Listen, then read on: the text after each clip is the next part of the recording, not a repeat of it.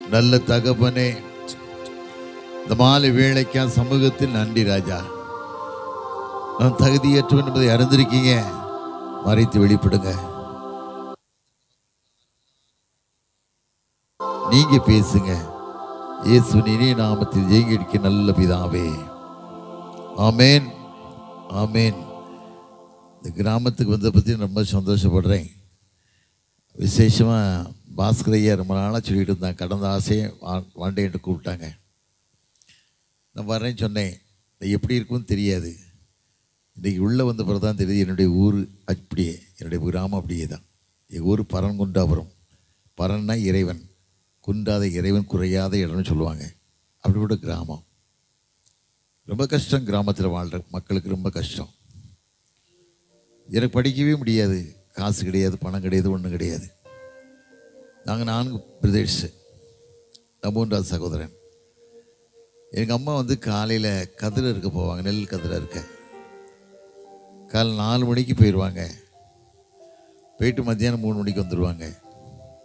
அவங்க அறுத்துட்டு வந்த பிறகு கூலி கொத்துன்னு சொல்லுவாங்க. கூலினா கொத்து. அந்த கொத்து கொடுக்கறது நான் போய் தான் கூலியை வாங்கிட்டு வருவேன்.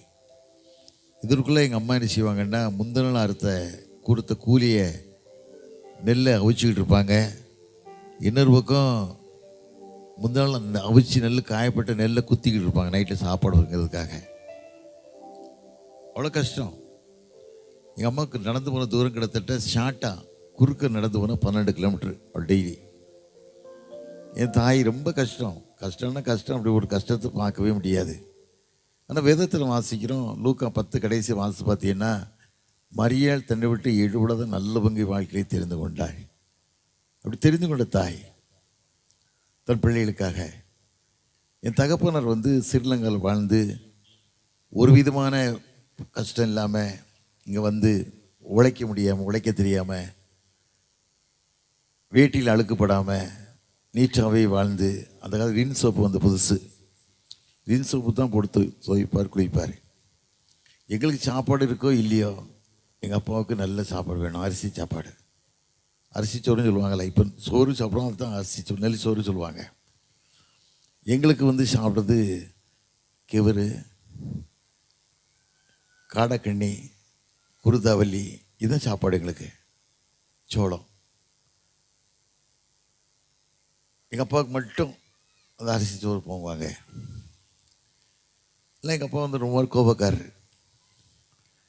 அந்த சாதத்துலேயும் என் அம்மாவுக்கு தெரியாமல் அந்த வடித்த சாதத்தில் ஒரு கைப்பிடி அள்ளிட்டு போய் வெளியே சாப்பிடுவோம்.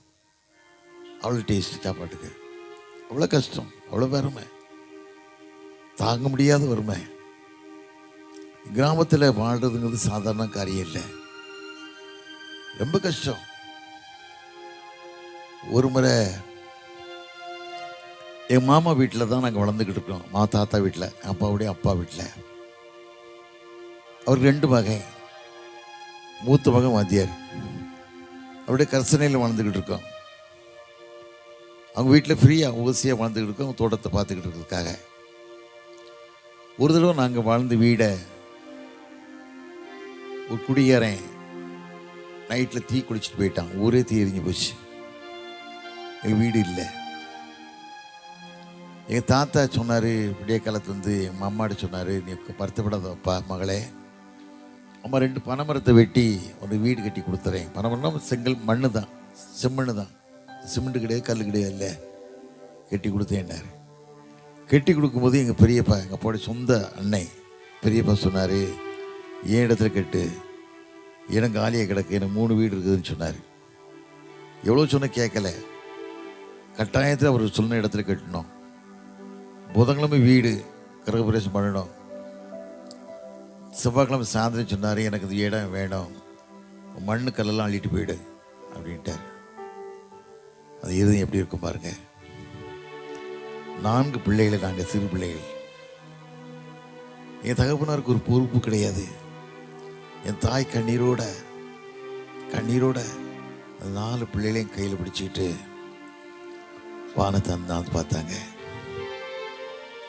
வானத்தை அந்தாந்து பார்த்து, என்னப்பா என் நிலைமை என்ன, என் நிலைமை என்ன?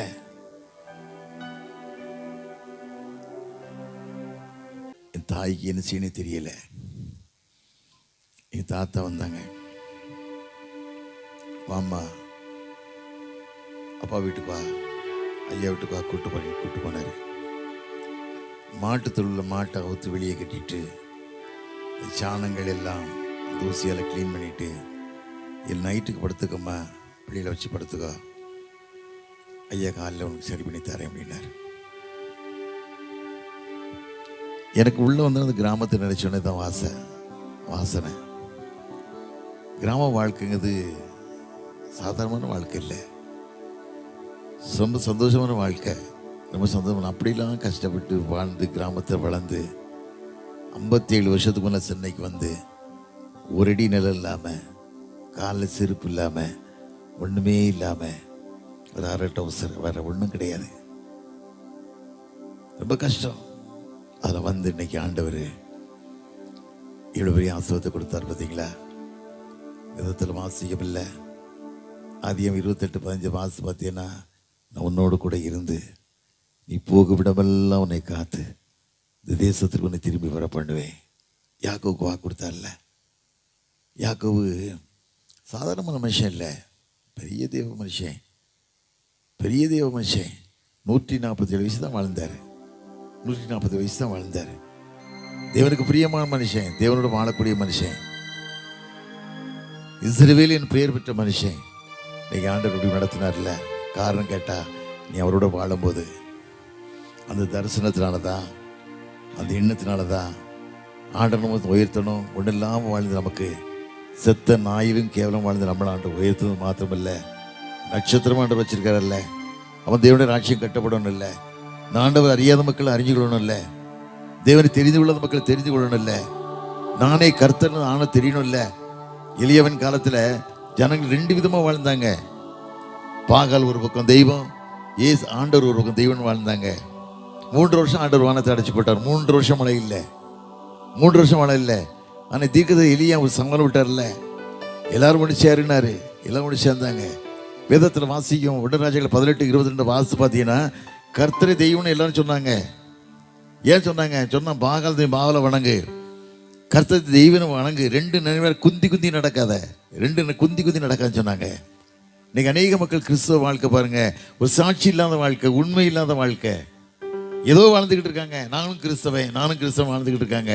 கிறிஸ்துவனுடைய பேரை தரிச்சது மாத்திரமல்ல, அவருடைய அச்சிய அடையாளங்களை சரீரத்தை சரித்து கொண்டு சாட்சியுள்ள வாழ்க்கை நீ வாழும்போது தான் கர்த்தரை ஆசீர்வதிக்க முடியும், அங்கீகரிக்க முடியும். உலகத்தை ஒன்றும் நம்ம கொண்டு வந்ததில்லை. இந்த உலகத்தை விட்டு கடந்த போது எந்த மனுஷனையும் எதையும் எடுத்து செல்ல முடியாது. யாராக இருந்தாலும் சரி, எப்படிப்பட்ட தலைவிலையை பார்த்துட்டோம். எத்தனை லட்சங்கள் ஏக்கர் நிலம் இருந்தாலும் விட்டுட்டு தான் போனோம், எத்தனை ஃப்ளாட் இருந்தாலும் விட்டுட்டு தான் போனோம், எத்தனை மோதிரம் இருந்தாலும் விட்டுட்டு தான் போனோம், நகை விழுந்தாலும் விட்டுட்டு போனோம். ஒன்றும் செய்ய முடியாது. இதுதான் வாழ்க்கை. இது மனதில் வைத்து நீ வாழ்கிற வாழ்க்கை கடவுளுக்கு பிரியமான வாழ்க்கையாக வாழணும். இன்னைக்கு மிஷினரி வரலன்னு ஒரு அடி நிலம் மட்டும் கிடையாது. இந்த மிஷினரிகள் வராமல் இருந்திருப்பாங்கன்னா ஒரு அடி நிலம் மட்டும் கிடையாது. திருவள்ளுவர் வழியே வரும் ஓதிக்காடை தாண்டின உடனே நம்ம ஏரியாலாம் வரும்போது ரொம்ப வேதனையாக இருந்தது. கவுடி எத்தனை பெரிய பெரிய மிஷினரிகள் பூமிக்கு வந்து எல்லா கட்டையும் இழந்து எத்தனை லட்சக்கணக்கான நிலங்களால் மட்டும் கொடுத்து இன்னைக்கு நம்ம ஈனக்கரையத்துக்கு இன்னொருத்துக்கு ஒத்தி போட்டு கொடுக்குறோம். துட்டை வாங்கிட்டு ஈனக்கரையத்துக்கு விற்று கொடுக்குறோம். வாழ்க்கை இது வாழ்க்கையா? திருச்சபை யார் கூறு போடணும்னு நினைக்கானோ ஆண்டவர் கூறு போட்டுருவார். அவர் பட்சிக்கிற அக்னி, பட்சிக்கிற யாரையும் விட புஷம் போட முடியாது. ஒரு வாழ்க்கை தான். ஆண்டவர் ஏதோ அமைதியாக இருக்கான்னு நினைக்காங்க. கிருபையின் காலம், இந்த கிருபையின் காலத்தில் இந்த பாடுபட்ட நாட்களை ஆண்டவர் நினைச்சு உங்களுக்கு சாட்சியுள்ள வாழ்க்கை நாங்கள் வாழ கிருபை தாங்கன்னு கேட்கணும். அதெல்லாம் நீ வாழ முடியாது. உங்கள் பிள்ளைகள் நல்லா இருக்கணுமா? வேதத்தில் வாசிக்கவில்லை. திருமணம் பண்ணும்போது உங்களுக்கு அங்கீகாரம் என்ன கொடுக்காங்க? சங்கீதம் 128 தானே கொடுக்காங்க. கர்த்தருக்கு பயந்து வழி நிற்கணும் பாக்கியவான், உன் கையிலையும் பிரயாசத்தை சாப்பிடுவாய், உனக்கு பாக்கியம் நன்மை உண்டாயிருக்கும். ஒரு மனைவி வீட்டிலும் கணிதம் திராட்சை செடியை போலும், பிள்ளைகள் பந்தய செடி ஒளிவர கன்றுகளை போலும் இருப்பார்கள். ஏதோ கர்த்தருக்கு பயப்படுற மனுஷன் இவ்விதமாக ஆஸ்வதிக்கப்படுவான். கர்த்தர் சீயோனில் ஆஸ்வதிப்பார். நீ ஜீவனோட நாளெல்லாம் எருசலேமின் வாழ்வினை காண்பாய். இவன் பிள்ளையையும் எருசலேமின் சமாதானத்தையும் காண்பார். வாழ்க்கை இருக்கா? அந்த வாழ்க்கை இருக்கா? இந்த கிறிஸ்தவ கல்யாணத்தை 95% டைவர்ஸ். கோர்ட்டு போய் பாருங்க, வேற எந்த கல்யாணம் எந்த இவனும் துணி இல்லை, கிறிஸ்தவன் தான் துணிகிறான். கிராமத்து மக்கள் இருக்க மாட்டாங்க. துணிகரமான வாழ்க்கை, ஒரு பயமில்லாத வாழ்க்கை. ஆண்டவர் வருகிறார் என்பதை அறியாமல் வாழ்ந்துக்கிட்டு இருக்கான். நியாயந்திருக்க வர போறாரு. ஆண்டவர் ரொம்ப காலம் இல்லை. வேதத்தில் வாசித்து பாருங்க, மத்தேயு 15:19 மத்தேயு 25:19 வாசிக்கிங்க. கணக்கு கேட்கக்கூடிய எஜமான் வர போறாரு. ஒருத்தரும் தப்ப முடியாது. வேதத்தில் வாசிக்கல. மத்தேயு 26:15 வாசிக்கும் போது யூதாஸ் என்ன சொல்றான்? நான் அவரை உங்களுக்கு காட்டி கொடுக்கேன். ஏன் என்ன கொடுப்பீங்க? அவரை அவங்க காட்டி கொடுக்க என்ன கொடு? 30 வெள்ளிக்காசு கொடுக்கேன். நாங்கள் 30 வெள்ளிக்காசு கொடுத்தா வாழ முடிஞ்சுதா? வாழ முடிஞ்சுதா? விதத்தில் வாசித்து பார்க்கும்போது மத்தேயு 27:4 வாசிக்கும் போது 30 வெள்ளிக்காசு தேவாதி விட்டறிதான். குற்றமில்லா ரத்தத்தை நான் காட்டி கொடுத்தேனே, குற்றமில்லா ரத்தத்தை நான் காட்டி கொடுத்தேனேங்க. ஏதோ பரிசீலனை சொன்னாங்க, அது ஓம்பாடு ஓம்பாடு அவ்வளோதான் சொன்னாங்க. காசை தேவாலயத்தை விட்டறிஞ்சிட்டு நாண்டு குடி செத்துட்டான். இதுதான் வாழ்க்கை. பணத்துக்கு நீ ஆசைப்பட்ட அப்படி சொன்ன ஒரு பைசா உன்னை வழி நடத்தாது, ஒரு பணம் உன்னை ஆதரிக்காது. கடவுள் அன்பு தான் உன்னை பாதுகாக்க முடியும். அந்த அன்புக்கு பாத்திரமா மனுஷன் வாழணும், உண்மையான வாழ்க்கை வாழணும். வேதத்தில் வாசிக்கிறோம், மத்தேயு 27:19 வாசிக்கும் போது பிலாத்து மனைவி சொல்றா, அந்த நீதிமானுக்கு ஒன்றும் செய்யாதையா, அவர் மேலே விடிய விடியன்னு தூங்கல, ரொம்ப பாடுபட்டேன், அவருக்கு விட்டுன்னு சொல்றா. பிலாத்து தன் பகட்டு வாழ்க்கைக்காக, தன் உல்லாச வாழ்க்கைக்காக, தன் கர்வமான வாழ்க்கைக்காக தண்ணியில் அள்ளி கழுவிட்டு குற்றமில்லாதது பாக்கி பாத்திரம் சொல்லி காட்டி கொடுத்துட்டான். காட்டி கொடுத்த அவன் நிலைமை என்ன? ஒரே மாதத்தில் நாடு கடத்தப்பட்டான். நாடு கடத்தப்பட்டு கொலை செய்யப்பட்டான். இதான் வரலாறு. நாடு கடத்தப்பட்டு கொலை செய்யப்பட்டான். மனைவி என்ன சொன்னா தெரியுமா? இந்த புருஷன் எனக்கு தேவையில்லடான்ட்டு ஓடிட்டா கல்லறைக்கு. எங்க ஓடிட்டா? சிலுவைக்கு ஓடிட்டா. இதுதான் வாழ்க்கை. யூதாஸ் சத்தம், ரத்த சத்தம் துணிச்சுக்கிட்டே இருக்கு. வியாழக்கிழமை ராத்திரி ஆனா எருசலேம் இந்த மூலையில, ஐயோ குற்றமில்லா ரத்தத்தை காட்டி கொடுத்தேனே, குற்றமில்லா ரத்தத்தை காட்டி கொடுத்தேன்னு சொல்லி கதறிக்கிட்டே கிடந்த சத்தம் நிற்காது. யோர்தான் நதிக்கரையில வியாழக்கிழமை அன்னைக்கு நைட்ல வருஷத்துக்கு ஒரு முறை அது பிலாத்து விடைய சாவி கதறுதான். என் மனைவி சொன்னாலே கேட்கலையே, என் மனைவி சொன்னாலே கேட்கலையே, ஐயோ எனக்கு என்ன வேதனை, என்ன கஷ்டம் சொல்லி கதறுதான். இதுதான் வாழ்க்கை. ஒரு பைசா ஒரு மனுஷன் காப்பாற்ற முடியாது, உன் வாழ்க்கையை ஆஸ்வதிக்கப்பட முடியாது. அடுத்த பணம் வீட்டுக்குள்ள இருந்தாலே தரித்திரம், ஏமாற்று பணம் வீட்டுக்குள்ள இருந்தாலே தரித்திரம். எத்தனை பேரை பார்க்கும், எத்தனை பேரை பார்க்க. எத்தனை நேற்று கூட பேப்பர்ல பார்த்தீங்களா? 5 கோடி ரூபாய் கடன் ஒரு டாக்டர், மனைவி 2 பிள்ளைகள் சூசைடு. விதவிதமான கார் இருக்குது. எத்தனையோ ஒரு லேம்பு வித்தாலே 5 கோடி ரூபா வருமா? ஏன் தற்கொலை செய்து கொண்டா? இதுதான் வாழ்க்கை. வேதத்தில் வாசிக்கும்ல, நீதிமொழிகள் 10:22 வாசித்து பார்த்தீங்கன்னா, கர்த்தரின் ஆசீர்வாதமே ஐஸ்வர்யத்தை தரும், வேதனை கூட்டார். ஒரு வேதனை இல்லாத வாழ்க்கை வேணும்னு சொன்னால் ஆண்டோடைய அன்பு தான். வேற ஒரு பணமும் நான் காப்பாற்றாது. அரசியல் காட்டலாம், கோர்ட்டில் இருக்கலாம். கோர்ட்டில் சாட்சி கள்ள சாட்சி, மனுஷன் நீதி கந்தையாயிடுச்சு. பணம் தான் நீதி. பணம் உன்னை காப்பாற்றாது. பணம் ஒரு நாளும் உன்னை ஆசீர்வதிக்கப்பட முடியாது. 2 காசுக்கு ஆசைப்பட்டான் கேயாசி.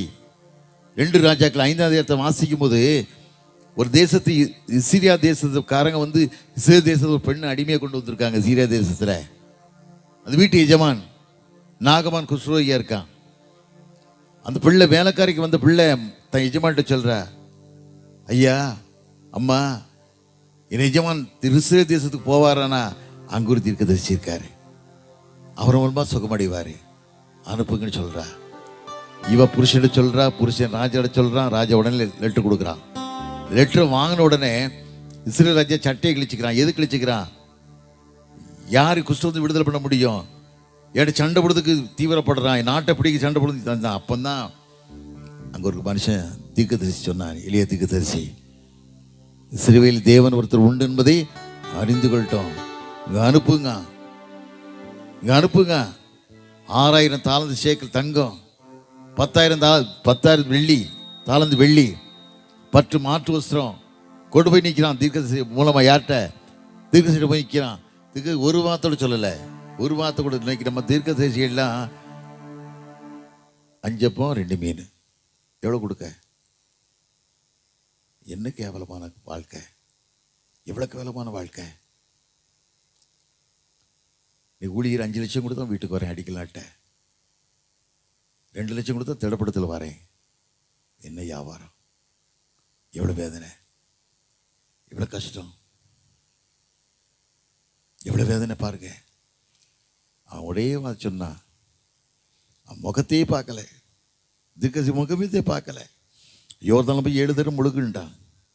7 தடவை முழுக்குன்னு அவன் முடியாதுங்க. நான் எவ்வளோ பெரிய ஆள், நாட்டுடைய கேப்டன், இராணுவ தளபதி, நான் எப்படி போக முடியுங்க? அவன்கிட்ட கையில் கொடுக்க மனுஷன் சொல்கிறான். அப்போ பிள்ளையான சொல்லு பையன் சொல்கிறான், ஐயா ஒரு பெரிய காரியம் சொன்னால் செய்வீங்கல்ல.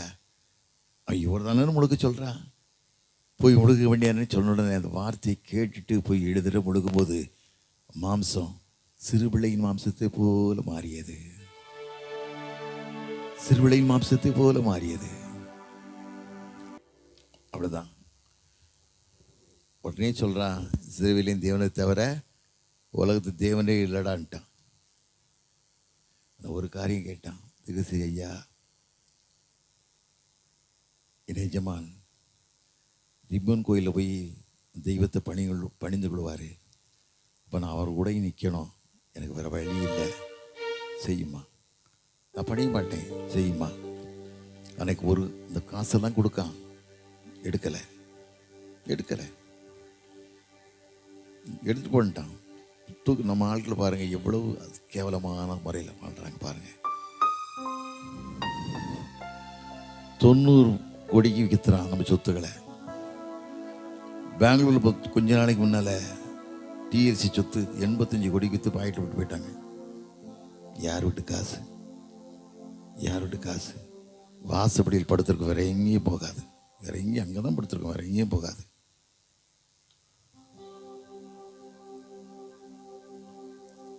கியாசின்ட்டு வேலை பார்க்க, கியாசி பார்க்க இடையஜமா பைத்தியக்காரன் இருக்கான்.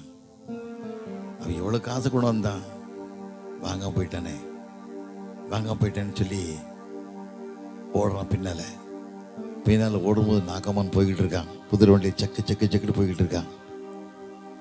இந்த கியாசி ஓடுற ஓட்டத்தை பார்த்து ரதத்தை நிறுத்தி அப்படியே கீழே குதிக்கிறான். என்னையான்னு கேட்கா.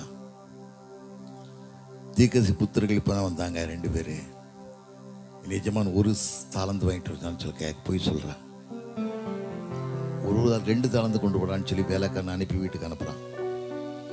வீட்டுக்கு வச்சுட்டு எஜமான்ட்டு போய் நிற்கான். எஜமான்ட்ட நிற்கும்போது எலிசா கேட்குறான், கியாசியே எங்கேருந்து வரேன்னு கேட்கான். நான் ஒன்றும் போகலையே, எங்கேயும் போகலையே போய் சொல்கிறான். உடனே ஒரு வார்த்தை சொல்கிறான், ஒட்டகங்களையும் திராட்சத்தோடும் வாங்குறது காலமா? இது காலமா? நாகம்மன் குஷ்டரோகம் உன்னையும் சந்ததியும் தொடர்ந்து பிடிக்கணும், ஒரே வார்த்தை, அவ்வளோதான், முடிஞ்சு போச்சு கதை. இதுதான் காரியம். நீங்கள் அநேக பேர் பணத்துக்கு ஆசைப்பட்டு ஓடுறான். ஒரு நாள் பணம் ஒன்று ஆதரிக்க முடியாது. ஒரு ஊரில் கோயில்குட்டி இருந்தார். கோயில்குட்டி மனைவியும் இருக்காங்க. ஒருத்தவங்களும் சந்தா 100 ரூபா கொடுக்கான். 100 ரூபா கொடுத்தோன்னு ஒரு சைவர் அடிச்சுட்டு 10 ரூபா எழுதிடுறான். யாருக்கு தெரியாது. அவன் 90 ரூபா பாய்கிட்டு வந்துருச்சு. அவனுக்கு 100 ரூபா சந்தா கொடுத்துட்டான்டான்னு போயிட்டான். 500 ரூபா கொடுத்தா ஒரு சைவர் அடிச்சிட்டான், 50 ரூபா தான். இப்படி 4 படி தப்பு பண்ணிக்கிட்டே இருக்கான். அவன் மனைவியே சொல்லணும், ஐயா தப்புடா, செய்யக்கூடாதா, பணம் பாதாளத்துக்கு பாயும், உனக்கு எடுத்துரும். சில போலீஸ்காரங்க பார்த்தீங்கன்னா 4000 5000 வீட்டுக்கு கொண்டு போவாங்க. பாக்கெட் நிறையா சம்பாரித்த வண்டியை மடக்கி எல்லாம் பண்ணுவாங்க. பாவம் கேட்டால் 8 லட்சம் 10 லட்சம் கொடுத்து தான் வந்துருப்பாங்க, வேலைக்கு கொண்டு போவாங்க. வீட்டுக்கு போனால் குழந்தைக்கு உடம்பு சொல்லாமல் மூச்சு திணறல கிடக்கும். இல்லை மனைவி மயங்கி வந்துடுவா. இது கஷ்டம். துட்டு அங்கே போகிறதுக்கு டபுள் ஆகிடும். 7000 கொண்டு வந்தால் 10,000 செலவாக இருந்துடும். இப்படி இருக்கும்போது மனைவி சொல்லிட்டா, எவ்வளோ பேர் எவ்வளோ கொண்டு வரா, நீ என்னடா இவ்வளோ கொண்டு வர கேட்டா. எப்படி கோயில் காசெல்லாம் எடுத்தான். நினச்சா மனைவிட சொன்னா, ஏமா ஒரு நாள் செத்து போவோம், செத்து போட்டால் நியாயத்திற்கு ஒன்று உண்டு, ஜட்ஜ்மெண்ட் ஒன்று இருக்குது. மனுஷன் பிறப்பதும் இறப்பதும் நியாயத்தீர்ப்பு அடைவதும் ஒவ்வொரு மனுஷன் மேலே இருந்து கடமைன்னு சொல்ல அன்னைக்கு பார்த்துக்கலான்ட்டா. பொண்டாட்டி ரொம்ப கொஞ்சம் சில வீட்டில் போனீங்கன்னா புருஷன் துட்டு வாங்கணும்னு நினச்சா அவர் வரதுக்குள்ளே இந்த அம்மா குளிச்சு நல்லா பவுடர் போட்டு மல்லிப்பூ வச்சு அழகாக போய்கிட்டுன்னு வாங்க சாப்பிடுங்க வாங்க. இவர் கவலையே மறந்துடுவார். என்ன நடக்குன்னு தெரியாது. எனக்கு தெரிஞ்ச ஆள் குடும்பத்தில் நடந்தது. சீட்டு நடத்தினார். சீட்டு நடத்தின உடனே இந்த அம்மாவுக்கு துட்டு தேவை. பாத்ரூம் போயிடுவார். இந்த அம்மா பெருசெல்லாம் பேக்கிடுவாங்க. பிறக்கி கடைசியில் திவாலானார். அந்த அம்மாவே வட்டிக்கு விட்டு கொடுக்கும். அங்கே அப்பா விட்டு வாங்கி கொடுக்க மாதிரி அப்பா விட்ட ஒரு இடத்த சொல்லியிருக்கேன் வாங்கி தரேன்னு சொல்லி வாங்கி கொடுக்கும். இப்படி ஓஞ்சிட்டார். ஓஞ்சி கடைசியில் செத்து போயிட்டார். வேறு வழி இல்லை. மனைவி உண்மையாக வாழணும் இல்லை. வேதத்தில் வாசிக்கும்ல, நீதிமொழிகள் 10:31 வாசிக்கும் போது குணசான ஸ்திரியை கண்டுபிடிப்பவன் யார்? விலை முத்துக்கு கிடைப்பார்கள் வேவே பெற்றது. அப்படி மனைவி அமையணும் இல்லை. மனைவி அமையணும் இல்லை. அதே மாதிரி மரணம் வந்துச்சு. மரணம் வந்த உடனே இவருக்கு சந்தேகம் ஆயிடுச்சு. நமக்கு நரகம்தான் கிடைக்குமோ, நரகம்தான் கிடைக்குமோ, நரகம்தான் கிடைக்குமோன்னு யோசிச்சுக்கிட்டே போகிறாரு. கியூவில் நிற்கிறாரு. கியூவில் சாப்பா குத்தி அனுப்புகிறாங்க. இவருக்கு நரகன்னு குத்துறாங்க. இவருக்கு வேதனா தாங்க முடியல. மனைவியை திட்டுறாரு. உன்னை சொல்லி பார்த்தேன் கேட்கலையே. அவனை செத்துட்டா. நம்ம வேதனையோடு உள்ளே போகிறாரு. உள்ளே போனால் எட்டி பார்க்காரு. கோயில் குட்டியர் அங்கே இருக்கார், ஐயர் இங்கே இருக்கார், என்னமலை எக்ஸிக்யூட்டிவ் என்னமில்ல லேசி டீம் உட்காந்துருக்காரு, பேராயர் இங்கே இருக்கார், மாடரேட்டர் இங்கே இருக்கார். ரொம்ப சந்தோஷம். சரி நம்ம இங்கே உழைச்சிக்கலாம் கதையை. இன்றைக்கி தான் மனுஷன் அப்படி வாழ்ந்துக்கிட்டு இருக்கு. அது வாழ்க்கை இல்லை. வாழ்க்கை ஒரு வாழ்க்கை உண்மையாக வாழணும். வேதத்தில் வாசிக்கும்ல, நீதிமொழிகள் 28:20 வாசித்து பாருங்களே. உண்மையுள்ள மனுஷன் பரிபூரணமான ஆசீர்வாதத்தை பெறுவான். ஐஸ்வரன் தீவிக்கிறனோ ஆக்கினைக்கு தப்பான். ஒருத்தர் தப்ப முடியாது. ஒருத்தர் நீங்கள் நினைக்க ஆண்டவர் கிருபையின் காலம், கிருபையின் காலம். ஆண்டவர் பட்ட பாடுகள் நினச்சி பாரு, வேதனையை பாரு. ஏதோ ஃபார்மாலிட்டிக்காக நாங்கள் 2 நாளில் வாழ்கிறோம், பூ வைக்க மாட்டோம், மட்டன் அன்னைக்கு ஒருத்தர் என்னை பார்க்க வந்தார். சாப்பிடும்போது நான் ரொம்ப நாளாக நான்வெஜ் சாப்பிட்டதில்லை. உடல்நிலை அறிஞ்சு மட்டன் கொடுத்தா வேண்டான்ட்டார். ஆனால் லெந்து டேஸ் சாப்பிட மாட்டேன்னார். நான் ஒரு வார்த்தை கேட்டேன், நீ கோர்ட்டுக்கு எத்தனை கோடி செலவழிச்சு ஏன் உள்ளே போகிற? அவனையே கோர்ட்டுக்கு இழுக்க, கேஸு செல்லான்னு சொல்லி தீர்ப்புக்காக நான் அலைகிற. எதுக்கு அலைகிற? அது மட்டும் போகலாம், இது செய்யக்கூடாதா? வாழ்க்கையை மாற்று, வாழ்க்கை சரி பண்ணு, வாழ்க்கை சீர்படுத்து. 2 கோடி ரூபா செலவழிச்சு செக்ரட்டரியாக உள்ள வர, 20 கோடி சம்பாதிக்க நினச்சி வர. யார் வீட்டு காசு? கண்ணீர் காசு. யார் வீட்டு காசு? வேதனை நிறைந்த காசு. அதான் நினைச்சு பாரு. அடுத்த துட்டுக்கு ஆசைப்படாத. அடுத்த துட்டுக்கு வாழ்க்கை இல்லை, ஒரு வாழ்க்கை தான். அந்த ஒரு வாழ்க்கை உண்மையாக வாழ்ந்து பாரு. நிறைய பேர் வாழ்க்கையில் பாருங்க உண்மையே கிடையாது. உண்மையே கிடையாது. நிறைய பேர் வாழ்க்கையில் உண்மை கிடையாது. உண்மையெல்லாம் வாழ்ந்து பிரயோஜனமே கிடையாது. ஒரு வாழ்க்கை தான். கஷ்டம் வரும், வேதனை வரும், கண்ணீர் வரும், எது வந்தாலும் சரி கர்த்தருடைய விசேஷத்தை கரை கொண்டு ஆஸ்வதிப்பார். ஒரு ஐயர்வளை கொஞ்ச நாளைக்கு முன்னாடி கொடூரமாக கொண்டுட்டாங்க. லாரி ஏற்றி கொண்டுட்டாங்க. ஏன்னா அவர் திருட விடலை, காசு எடுக்கக்கூடாதுன்ட்டார். என் உயிர் போனால் என் உயிர் மேலே உதிச்சுட்டு போய் எடுத்துகிட்டு போன்ட்டார். எவ்வளவோ ட்ரை பண்ணாங்க, முடியல. ஒன்று சாகடிச்சிடுவோன்னு சொன்னாங்க. பரவாயில்ல பரவாயில்ல, ரத்த சாட்சியாக மறிச்சிட்டு போகிறேன், எனக்கு என்ன இருக்கு? ரத்த சாட்சியாக மறிச்சிட்டு போகிறேன், எனக்கு என்ன இருக்குன்ட்டார்.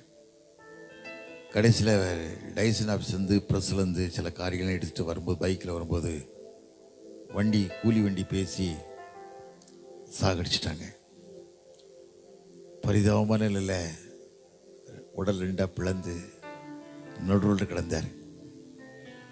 வண்டி கண்டுபிடிக்க முடியல, அரெஸ்ட் பண்ண. அதுக்குள்ள எல்லாத்தையும் பணத்தை கொடுத்து ரெடி பண்ணிட்டாங்க.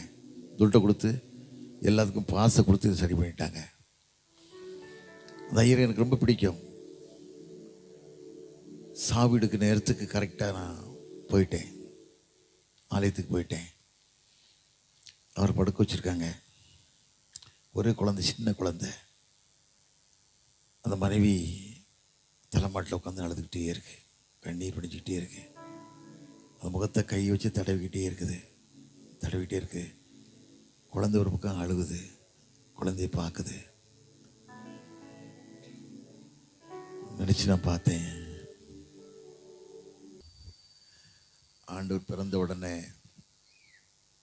சித்தத்தில் இடம் இல்லை. நீதிமான் ஆகிய யோசேப்போட தள்ளிடலாம் நினைச்சான், தள்ள முடியல. ஆண்டவர் கூப்பிட்டு சொல்லிட்டார், வான் பண்ணிட்டார்.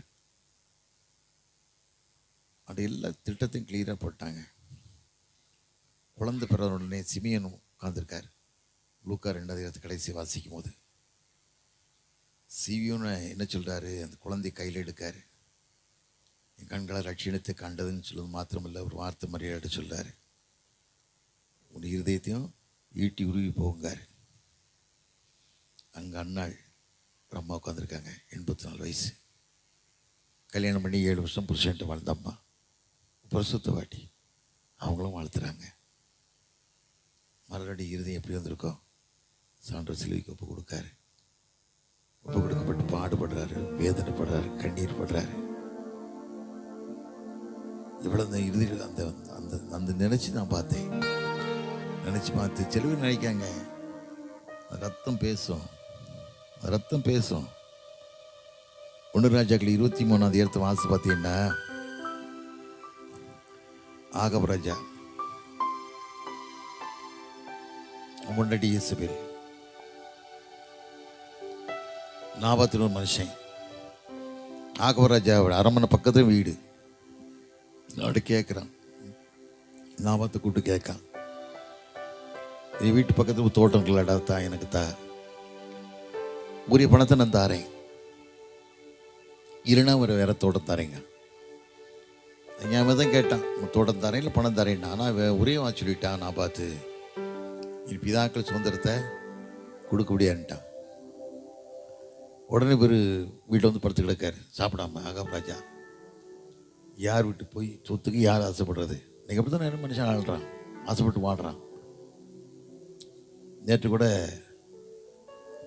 மதுரையில் அமெரிக்கன் காலேஜில் ஒரு ஆள் இறந்துட்டார். இன்னும் மர்மமாக தெரியுது என்ன நடக்குன்னு தெரியல, கண்டுபிடிக்க முடியல.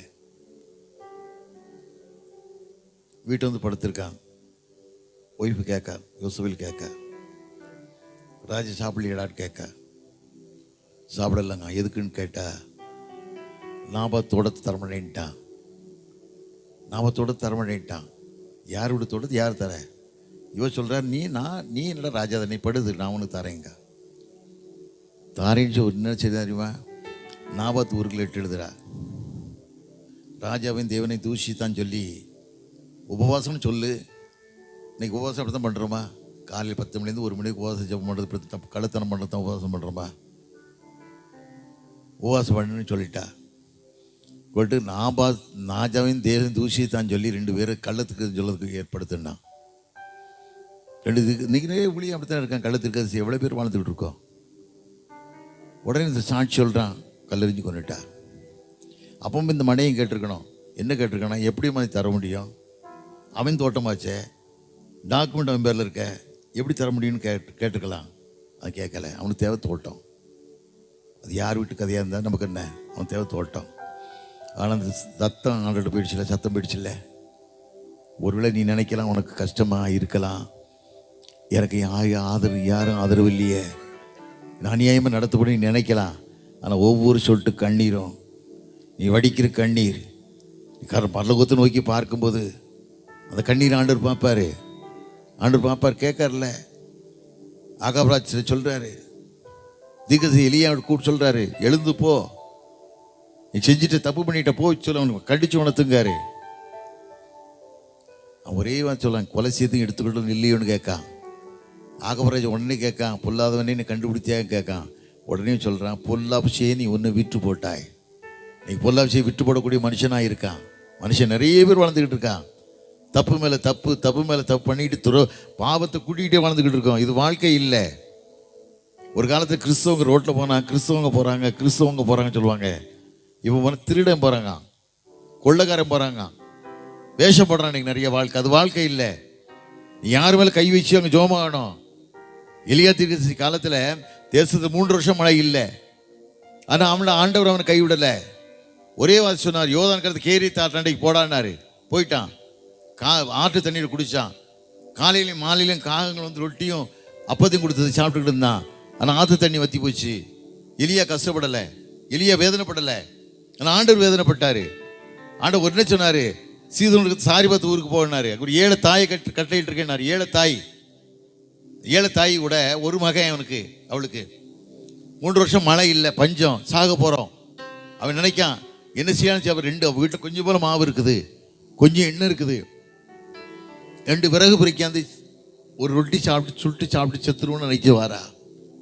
வரும்போது தீர்க்கதரிசி எலியா பார்க்கான், கைதட்டி கூப்பிடுறான், கிட்ட வாரா, கொஞ்சம் தண்ணி கொண்டு வான்னு சொல்கிறான். கலசத்தில் தண்ணி எடுக்க போகும்போது திரும்பியும் கூப்பிடுறான், ஒரு சின்ன ரொட்டி துண்டு கொண்டு வாங்க.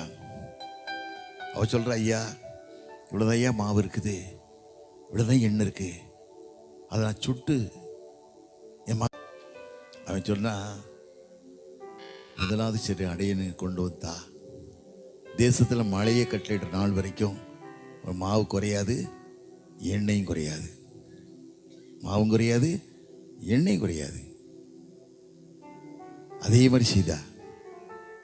அதான் வாழ்க்கை, தீர்க்கதரிசி வாழ்க்கை அதுதான்.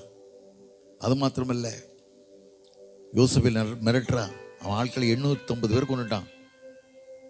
பந்தியில் சாப்பிட 450, பாகல் விற்கிறத வணங்க 400 பேர், 800 பேர் கொலை பண்ணிட்டான். கொலை போடுறவன அவனுக்கு ஒரு ஆள் அனுப்புகிறா. என் தேவர்களை கொண்டுட்டேன், என்னுடைய பூசாரியில் கொண்டுட்ட, நாளைக்கு இதே நேரத்தில் உன் ஆத்மா அவங்ககிட்ட இருக்கா, நீ மட்டும் பாருங்க. ஆனால் இவன் மனுஷன் தானே, பயப்படுறான். பயப்பட்டு ஓடுறான். பயப்பட்டு ஓடும்போது ஆண்டவன்ட்டு பேசுகிறாரு. என்ன சொல்கிறாரு? எலியா எங்கே இருக்குன்னு கேட்காரு. அவர் வார்த்தை சொல்கிறான்.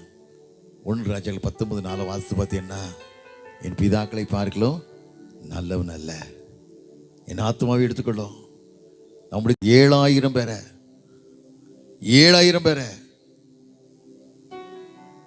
மீதி அவனுக்கு வச்சிருக்கேன்னாரு.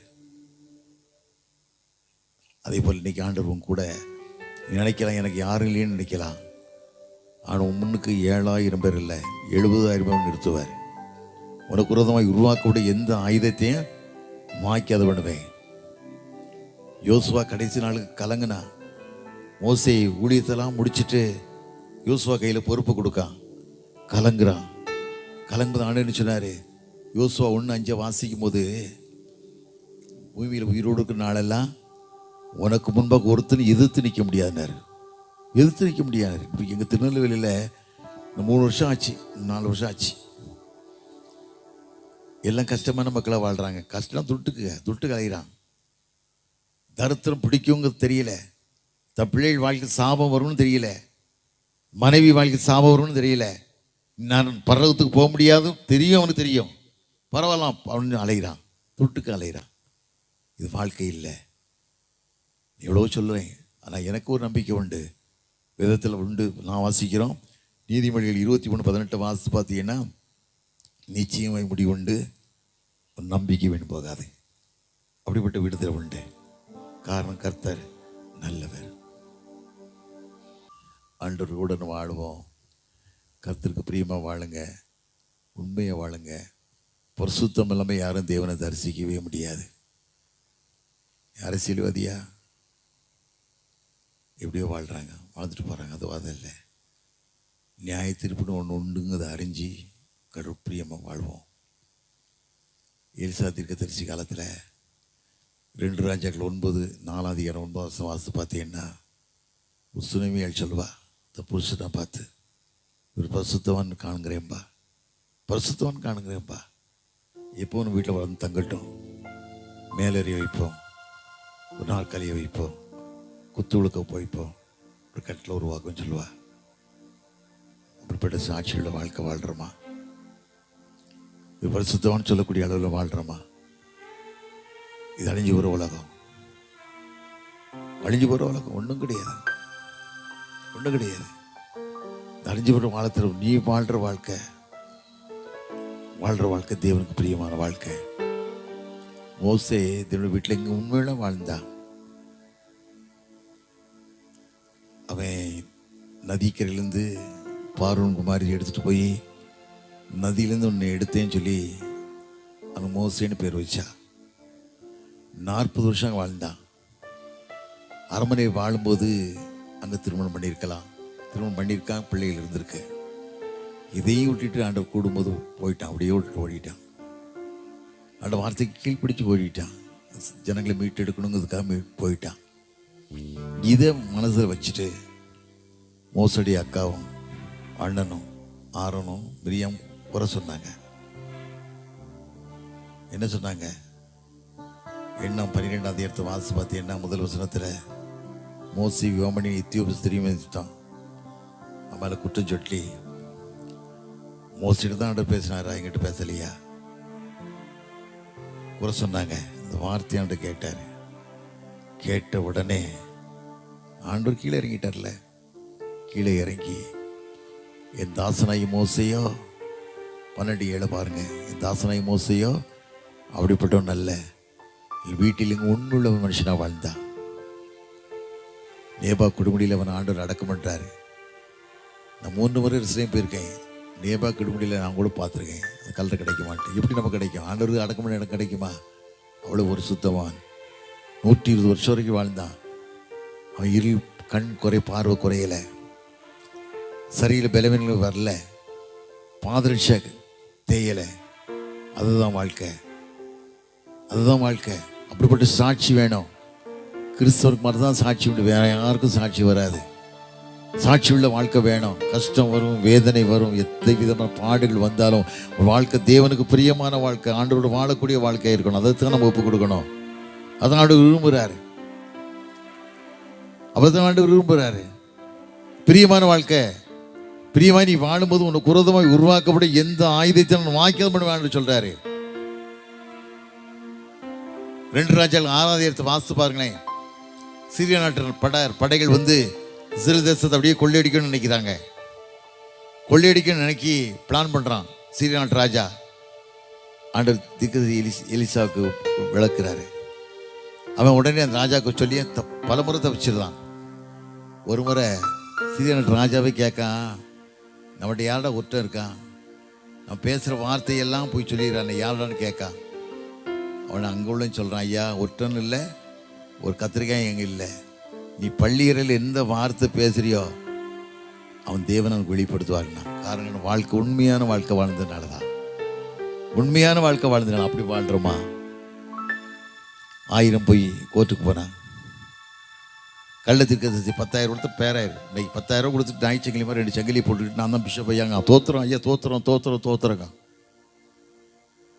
எவ்வளோ கேவலம், எவ்வளோ கேவலம். இது வாழ்க்கையா?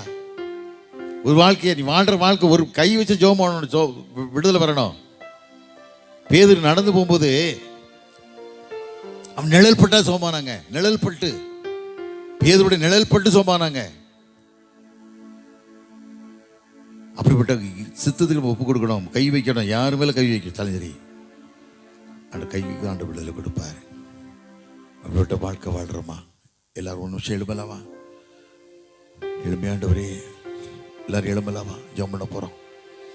எல்லாரும் எழும்பலாமா? இவ்வளோ நேரம் உட்காந்துட்டீங்க. என்கிட்ட கேளுங்க, ஆண்டவர் எங்கள் வாழ்க்கை உண்மையான வாழ்க்கை. இந்த 40 நாளுக்கு மாத்திரம் இல்லை, என்னாலும் உண்மை போல வாழ்வோம்.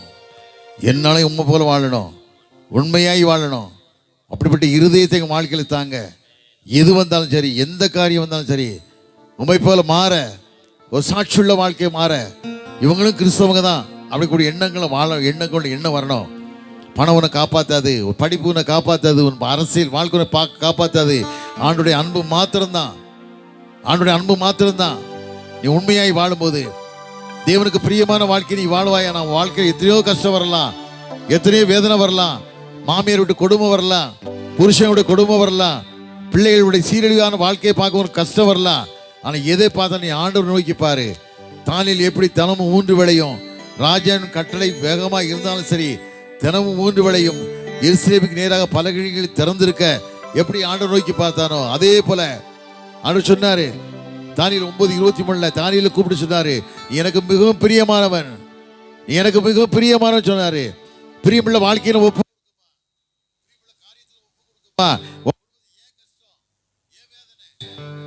குடும்பம் ஏன் தரித்திரம், ஏன் கடன்? வேதத்தில் வாசிக்கவில்லை, அநேகர் கடன் கொடுப்பாய், நீயோ கடன் வாங்க மாட்டாய். ஏன் வட்டிக்கு வாங்குற, ஏன் தண்டலுக்கு வாங்குற? ஆண்டவர் சார்பில் இருக்காருல்ல, ஆண்டவர் பக்கத்தில் இருக்காருல்ல, ஆண்டவர் கேட்கலாம்ல, ஆண்டவர் எல்லா காரியம் செய்வார்ல. வேதத்தில் வாசிக்கமில்ல, மல்லிகா 3:10 வாசிக்கும் போது, என் ஆலயத்தில் ஆகாரம் உண்டாவதற்கு உன் தசவாலம் கொண்டு போடு, நம் வானத்தின் பலகணிகளை திறந்து எல்லா இடங்கொள்ளாமற் போக மட்டும், இடங்கொள்ளாமற் போக மட்டும் நான் உன்னை ஆசீர்வதியாக இருப்பேன் சோதித்து பாருங்கல. அந்த வார்த்தை எங்கே? எலியாவின் தேவன் எங்கேன்னு எலிசா கேட்டான்ல. யோர்தான் நதி அடிக்கும் போது எலிசா மேல சால்வையில் அடிச்சான்ல. எலியாவின் தேவன் எங்கே? யோர்தான் 2ஆக பிரியலியா. அதே போல இன்றைக்கு ஆண்டவர் வானை பார்க்கிறார். ஆகாரின் கண்ணீரை கண்ட கர்த்தர், ஆகாரே நீ எங்கே இருக்க கேட்டார்ல. உன் கண்ணீரை பார்க்கிறா, உன் சரீர வேதனையை பார்க்கிறா. இன்னைக்கு எத்தனையோ மக்களுக்கு லங்ஸ் ஃபெயிலியர், எத்தனையோ மக்களுக்கு பிரஸ்ட்ல கேன்சர், யூட்ரஸ் பிரச்சனை. ஏன் இந்த கஷ்டம்? ஆண்டவர் கேளு, ஆண்டவர் கேட்பாரு. உன் கண்ணீரை காண்கிற தெய்வம் ஒரு நாள் உன்னை விட்டு விலக மாட்டார். துன்பங்கள் தொல்லை எழுல்லை சூழ்ந்து கொள்ளாலோ, துன்பங்கள் தொல்லை எழுல்லை சூழ்ந்து கொள்ளாலோ, ஆழ்வருளை தேற்று நேரும் ஆனந்தமல்லோ.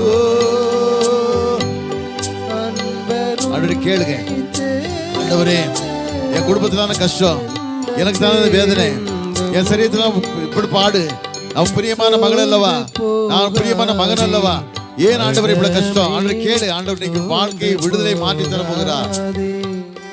விடுதலை தருவது மாத்திரமல்ல, ரத்தம் தெளிக்கப்பட போகிறது. ஆண்டு ரத்தம் தெளிக்கப்பட போகிறது. ஒரு கண்ணீரை காண்கிற தெய்வம் ஒருத்தர் உண்டு. அவர்தான் இயேசு, அவர்தான் இயேசு. தகப்பா பார்க்க முடியாது, மனைவி பார்க்க முடியாது, பிள்ளைகள் பார்க்க முடியாது. ஒரு கண்ணீரை கண்டு ஒரு கண்ணீருக்கு ஒரு விடுதலை தரக்கூடிய ரட்சகர் ஒருத்தர் உண்டானா இயேசு மாத்திரம்தான்.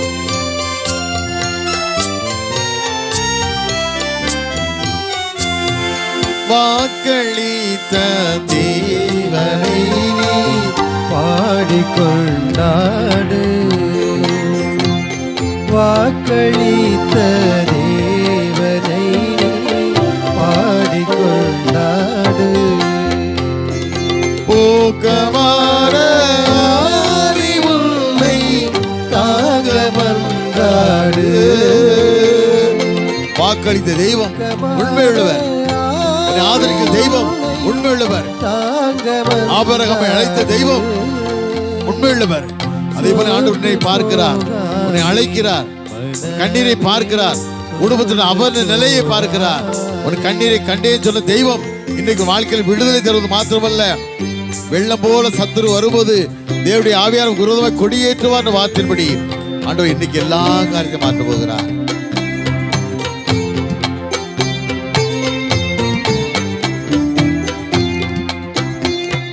சோதனைகளை சகிப்போம் பாக்கியவானல்லோ, சோதனைகளை சகிப்போம் பாக்கியவானல்லோ, ஜீவ கிரீடம் சூடு நேரம் என்ன பேரின்பம், ஜீவ கிரீடம் சூடும் நேரம் என்ன பேரின்பம். சோர்ந்து போகாதே மனமே, சோர்ந்து போகாதே, போராட சோர்ந்து போகாதே. நல்ல தகப்பனே, மாலை வேளைக்கான சமூகத்தின் நன்றி ராஜா. இதே மாலை வேளையில 4000 ஆண்டுகளுக்கு மேல் முன்னால் ஒரு நாள் நீ உண்டாக்கின ஏதேன் தோட்டத்திலே உருவாக்கின மனுஷன் ஆதாமே, எங்கே இருக்கிறாய்? எங்கே இருக்க? தேடி வந்த தெய்வம் அல்லவா? இந்த பிள்ளைகளை தேடி வந்திருக்குங்கப்பா. இந்த கிருபைகளுக்காக கூட நன்றி ராஜா, நன்றி ராஜா, நன்றி ராஜா. காத்து கொள்ளுங்க, வழி நடத்துங்க. கிராமத்து மூலம் அநேக ஊழியர்கள் எழும்பட்டும் அப்பா, எழும்பட்டும் ஐயா. பாஸ்கர் ஐயா போல் நிறைய ஊழியர்கள் எழும்பட்டும் அப்பா. அவர் சொன்னார், கிராமத்தில் ஒண்ணுமே இல்லை. நீங்க ஆண்டவர் எவ்வளவோ ஆசீர்வதிச்சிருக்கிறாரு, எவ்வளவு செழிப்பை தந்திருக்கிறாரு. வறண்ட நிலம் போல இருந்த எங்களை ஆண்டவர் எவ்வளவோ உயர்த்துகள் சொன்னார் ஐயா. அதே இந்த பூமி உயர்த்தப்பட பிள்ளைகள் எழும்ப கிருபை தாங்க. மீதியான காரியத்தை பொறுப்படுத்திக் கொள்ளுங்க. இயேசுவின் இணைய நாமத்தில் ஜெயங்கி இருக்கிறோம் நல்ல பிதாவே. ஆமென், ஆமென்.